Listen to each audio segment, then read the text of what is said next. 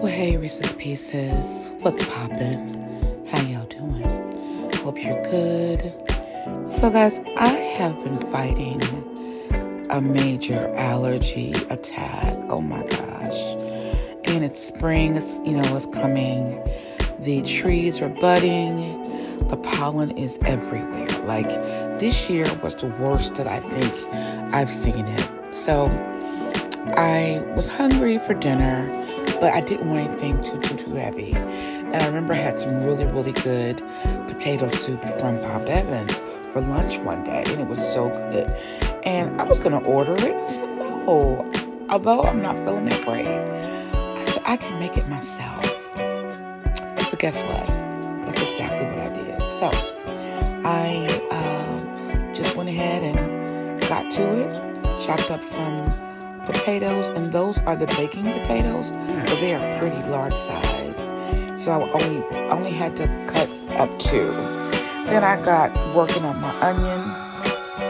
I used a whole yellow onion. When I'm doing soups and these sort of dishes, I like using yellow onions as opposed to white onions or red onions. Red onions I could save for, say, doing more Hispanic dishes, or putting on sandwiches or what have you. Yeah, I eat those raw more so because they're a little milder. But when I am doing a soup, I like to do a good yellow onion. It gives me the pungency I need. And yeah, it cooks well and holds up well to cooking, And it's still profound in your dish. You can taste it. The texture is still there. So I'm cutting up the onions, and also I did fresh garlic, but you'll see a little later, I decided not to do fresh garlic. I had some garlic in the refrigerator, so went ahead and took that out of the jar. It's stored in oil, so I just went ahead and did that. So yeah. So here, finishing up, cutting up the yellow onions. Now, I went ahead and did a couple of the scallions because you'll see later, I'm not going to put them in immediately. I will not saute them initially, but I'm going to use them as a part of the dish and as a garnish. So cutting those up real quick. And I like the different contrasts that the onions have. Also, you guys see me cook with shallots. Shallots are the little they look like a teardrop. That's what I call them. And they are in the onion family. And shallots are very mild. And so each of those have a different texture. But when you put them together, they work. It works really well. I didn't have any shallots, or else I would have put the shallots in.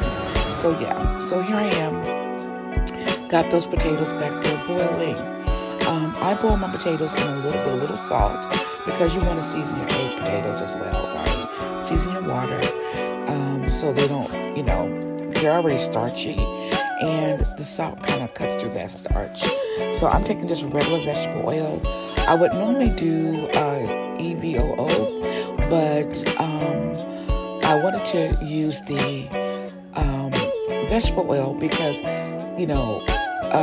olive oil will burn quickly. So when you're sauteing sometimes, it doesn't quite do the job. So it holds up better when you're sauteing, especially when you're doing a roux like what I'm doing. So I'm here sauteing the onion, and then I like to season as I go. So I just put a little black pepper in there. And also, I do cook with salt, but it's only kosher salt. So you see me there putting in a little kosher salt as well. Just about one teaspoon of each. And then I'll go back on top and add more seasoning later. But I like to start by building my flavors. And you should always season in the beginning of your dish. So I'm sauteing the onion until it gets nice and, translucent. Again, I'm adding a little rosemary. One is seasoned at this point. And also added a little onion powder. I added garlic powder and just a little bit of seasoning salt. I believe, no, I didn't do seasoning salt. I just regular salt this time. I forgot. Yeah, just a little. And then I also, what you don't see is later I put a little bit of the dried onions in as well. Yes, there's plenty of onion, but again, I want a different texture. So here, there's that garlic. I just figured, I wasn't feeling the best. And when you're cutting up garlic, it takes a little time, to slam it, to peel it, to chop it. I already had some in the refrigerator. I just went ahead and grabbed that and put it in there. And I sauteed it for a little bit. And of course, you want to put your garlic in after you put your onions in, because garlic will burn very quickly. I've seen cooks put garlic in immediately and then put their onions and stuff in after that. I do it differently. I put my onions in. If I'm using carrots, I do all that first. So you see me here adding a little more oil, and I just put some flour in. Yes, I'm making a roux. So this is the basis of my soup. When I am making a soup that is creamy, that is thick, I'm going to always do a roux. It just, just something I've always done. When you make a gumbo, when you make those types of soups, you want to have a good roux. And any person from New Orleans will tell you, if you ain't got roux, you ain't got a dish. So I always definitely do a roux. And then after it's gotten to the consistency I want, that pasty, then I go ahead and add my chicken broth. Yes, chicken broth. I'm not adding any water at this point, just chicken broth. And that is a quart of chicken broth. I added about maybe a little more than a half of that quart of chicken broth. And at this point, it's going to thicken a little bit. Stirring it real good, consistently. You want to keep stirring, because what I'm doing right now is I'm deglazing the bottom of the pan, because, with that roux, with sauteing those veggies, sometimes it gets stuck to the bottom. You want all that good stuff, all that good seasoning that gets stuck to the bottom. You want to get that into your dish. Now here I am adding a little bit of cornstarch, because I need the cornstarch to help with the thickening process.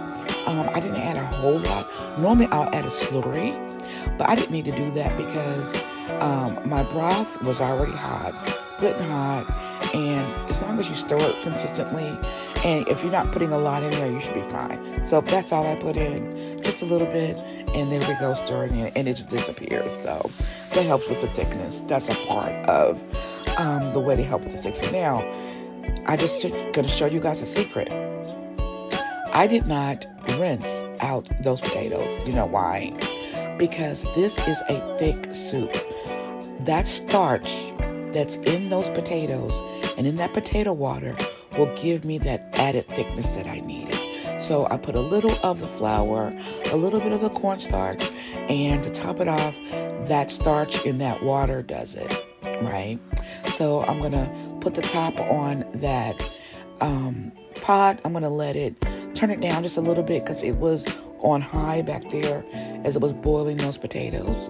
I'm going to cover that pot up, let it simmer for a little while, and then I'm going to work on that bacon. So now, mind you, I had made bacon earlier in this whole process, and I turned it down, and I went into the other room, and yeah, I overcooked it. It wasn't burnt, but it was just more cooked than I needed to cook. So that bacon you see right there, that's perfect. So I took the bacon off and let it do its thing, and of course I'm going to cut it up. So yeah, stirring up that soup again. It's doing its thing, letting it simmer for a little while. Now, mind you, this is a really quick dish. I didn't have to simmer it for an hour. You can if you want to. But I still want some consistency in my potatoes. I want them to be a little, tender and still be very present and profound. And here's the last step that I did. Well, not the complete last step, but this is a part of that thickening process. Instead of using like Velveeta, those cheeses are okay. And yeah, you can use those in these type of dishes. but I like a sharp cheddar. I like a sharp cheddar.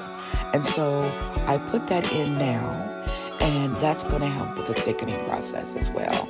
And oh my goodness, yeah, that's the consistency that I want.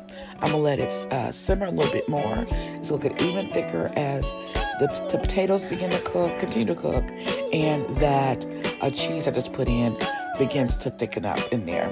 So I just took one of the pieces of bacon. I only need two pieces of bacon. And the reason I didn't do a whole lot of bacon, this is Smithfield bacon. It's Smithfield's thick cut bacon. I don't know what it was about that particular pack, but I had made bacon earlier in the week. It was so salty. So salty. So here I am. Now at this point, I'm taking that bacon, that crispy bacon, and putting it into my soup. This is toward the end. And the reason I didn't put it in there like earlier and let it cook and simmer, because it would get like soggy. I didn't want that. I want to still have some bite to it. And then here I am putting in those scallions at the very end, right? Stirring that both in there and letting it cook just a little bit longer. And it's pretty much done, guys. This is the dish. This is it. This is that soup I was craving. And that was it. So now it's really time to turn it down. Time to spoon it into my bowl. Oh, I was so excited because my grandma used to say, my mouth was tuned up for some this, or my mouth was tuned up for that. I used to love it when she said that, God rest her soul. So here I am garnishing the top of my soup with that other piece of bacon. Actually, it's half a piece. I didn't even cook the whole piece. I cut the whole piece. And then the rest of those scallions. Now, what I should have did right here was to put in some more cheddar cheese. I didn't get a chance to do that. But you'll see I did it later. But I wanted to taste it and see how it came out. And guys, I wish you could smell my house. I wish you could smell my kitchen. It came out amazing. Oh, it tasted so good. I was so happy with this soup. It tasted better than what I had at Bob Evans. There's nothing like homemade. Nothing like homemade. So I went ahead and decided to go ahead and put that cheese on top. The garnish was everything. The garnish made it come together. The soup itself was good, but putting that extra garnish on top. All right, guys, thank you so much for watching. See you later. Bye.